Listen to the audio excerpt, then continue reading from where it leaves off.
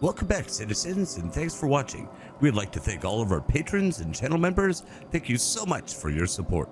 If you enjoy our content, please consider hitting that like and subscribe button to help the channel grow. In today's episode, we'll be visiting the Kabal System and learning about its planets, features of interest, history, and lore. And that episode starts right now.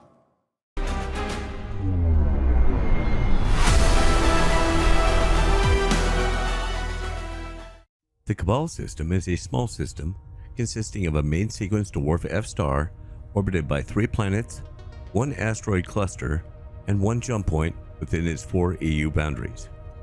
The jump point connects the Kabal System to the Lear System through a medium jump point. After nearly 6 years of work as a stellar surveyor for the Imperial Cartography Center, Usuni Kalo had never taken as much as a sick day. By 2941, his supervisor hadn't suggested that Kalo take a vacation, she mandated it. Faced with 3 weeks of nothing to do, Kalo knew there was only one place he wanted to go. Fascinated by the outsiders, he traveled to Maya in the Lear System to see firsthand how isolationism had affected the planet and its people.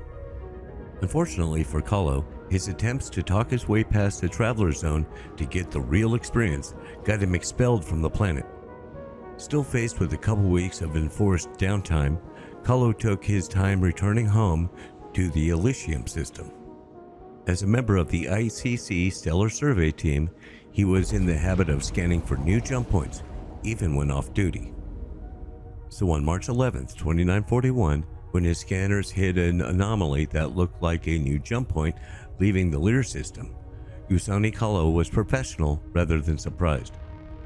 What would ultimately surprise him would be what lay on the other side.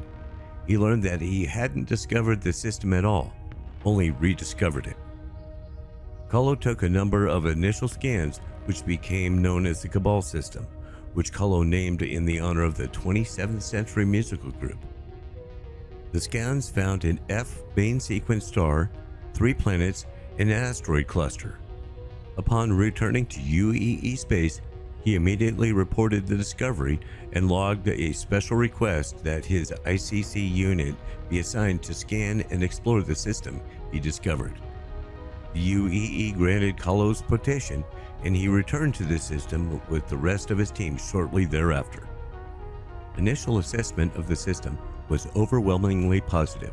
Kabal 2 and Kabal 3 were located within the habitable zone, and Kabal 3's oxygen-based atmosphere meant it had the potential to be a turnkey planet.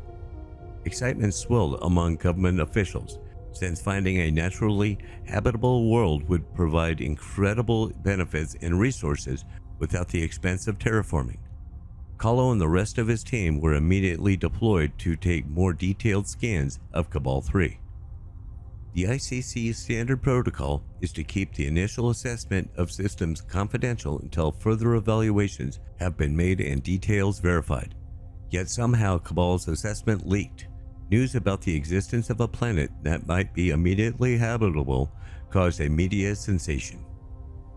Critics of Emperor Costigan were suspicious. They claimed that the leak was a calculated move on the part of his administration. Only weeks prior, the Historical Truth Act of 2941 declassified a trove of documents, many of which were from the Mezer era, and revealed many of the propaganda techniques Mezer's government used to manipulate the public. Although this was hardly a new revelation, and obviously none of the released documents directly related to Costigan's administration, columnists and critics drew tenuous comparisons between the tactics previously used and the actions of the current administration, which had been mired in a series of embarrassing gaffes. The leak of Kabal's initial assessment was seen by some as a way to get the populace to focus on the UEE's future instead of the past. Once the confidential report leaked, the ICC decided to embrace the buzz being generated.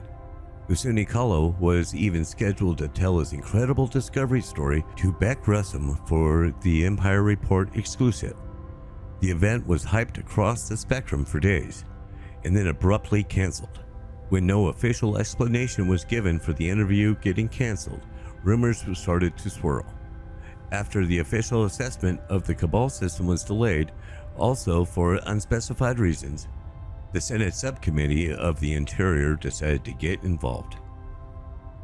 In October of 2941, Rebecca Alves, the chair of the ICC, was summoned before the Senate Subcommittee of the Interior to discuss her stewardship of the agency.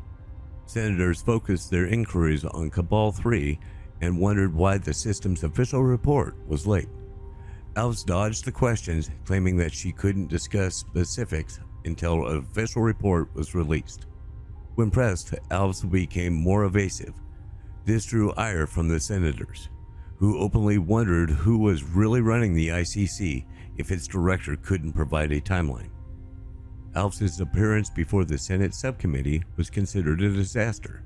It re-energized the debate over Kabal and reinforced the claim that the Emperor was really controlling the release of information.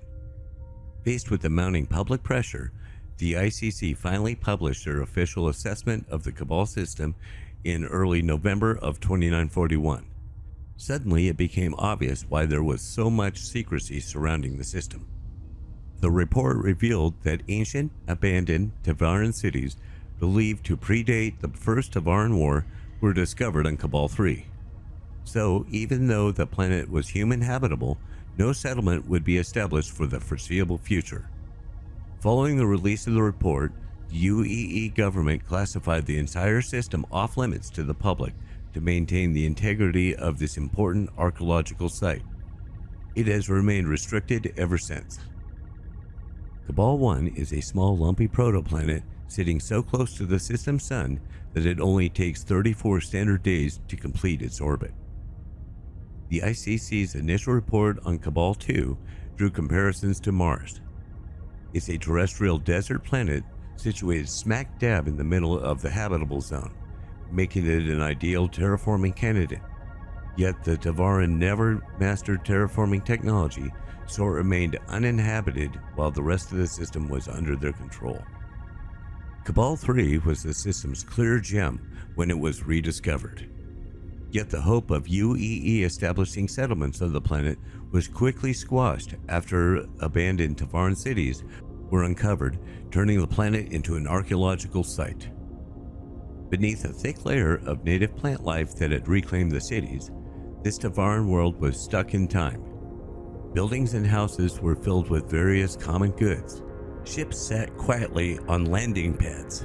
The sacred codices of the Rajura still hung in the temples. All this evidence suggested that the population either left quickly or planned to come back. Either way, Kabal 3 opened a window into a culture that had tried to erase itself in the purge after the Second Tavaran War. The UEE military invited Asperia, the noted ship replica manufacturer, to visit the planet to catalog and appraise the ships that were found. After comparing them with the few remaining historical records, Asperia estimated that the planet was abandoned prior to the First Tavaran War. Despite providing a treasure trove of historical information on the Tavaran, these cities raised more questions than answers. One in particular remained elusive. Why did the Tavaran leave? Many still wonder how an entire system could have been forgotten by the Tavaran. Most believe a confluence of calamitous events over 2 centuries. The First and Second Tavaran Wars, followed by the Purge, erased the system's existence from the Tavaran culture consciousness. Others insist it was the existence of a closely guarded secret among Tavaran radicals. Acutely aware of how little they know, UEE researchers have taken a cautious approach with the system. Despite repeated requests from the Tavaran Cultural Preservation Society and the Tavaran advocacy group, Devira Alley, the UEE has maintained a tightly restricted access to the planet. Kabal Cluster Alpha is an asteroid cluster located in the same orbit as Kabal 3. This cluster of asteroids is rich in minerals and was tapped by the Tavaran and abandoned. Since the Kabal system can be only accessed through the unclaimed Lear system, Some have tried to camp out and stalk government convoys to discover the exact coordinates of the jump point. UEE ships have been known to engage suspicious ships in the leader system that are deemed a threat to the confidentiality of the jump point's location. So if a government sends you a warning comm, obey the orders or suffer the consequences. Well, that's the Kabal system. Thanks for watching. More systems will be coming soon. We'll see you in the verse, and happy mining!